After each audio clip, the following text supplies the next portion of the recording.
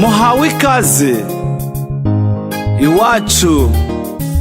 intara y'Iburasirazuba, akarere ka Gatsibo,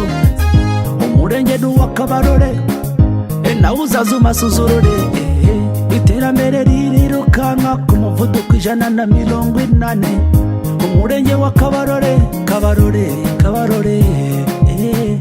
uzazureba iwacu niho hambere, amasara guha n'ibikorwa birikorera, amavuriro arahari mu bwinshi, amahoteli arahari agerekeranya, amatara araka ku mihanda, umutekano ni wose, uzaza utembera iwacu Kabarore nawe wihera ijisho, uzaza urebe niho hambere, Kabarore niho hambere, abari bacu basigasira umuco nyarwanda, ibyo n'ahandi wabisanga ni Kabarore, uzaza utembere Kabarore iwacu muri Gatsibo, uzaze nawe wihera ijisho wibonera ibyiza bya Gatsibo, Kabarore niyo yambere, Kabarore, Kabarore, Kabarore, Kabarore, Kabarore,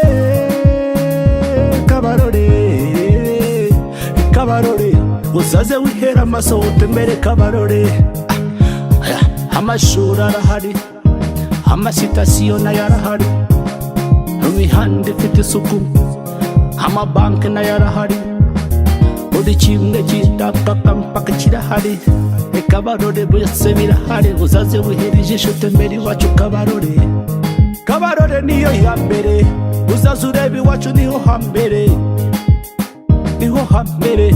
abari bacu basigasira umuco nyarwanda, ibyo n'ahandi wabisanga ni Kabarore, Kabarore, Kabarore, uzaze utembere iwacu Kabarore, n'ahandi wabisanga kuri Kabasi TV yawe, kola subscribe, sharinga bose babimenye, babibone, umugi wa Kabarore wateye imbere, Kabarore, Kabarore, Kabarore, Kabarore, nawe bayurore, umugi wacu wa Kabarore, Gatsibo ufite igikorwa gikomeye, umurenge wa Kabarore kwisonga muri Gatsibo yose, reka tubereke ibi bikorwa, buri wese abibone ko Gatsibo ko bifite Kabarore igomba kuzifite umwanya mwiza mu buryo mwaka utaha. Kabarore respect, hamwese turabemera, kora subscribe kuri Kabasi TV ubundi twikomereze hashye, urubyiruko rwa Kabarore mwese muze kuri Kabasi TV, dushakisha uburyo bwo kwiteza imbere, turwanye sida mu rubyiruko, dukore cyane kugira ngo tugire icyo tugeraho, urubyiruko rwa Kabarore, urubyiruko rwa Kabarore, reka tubikore bose barore,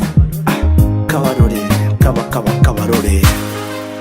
Gatsibo district, together we can do better.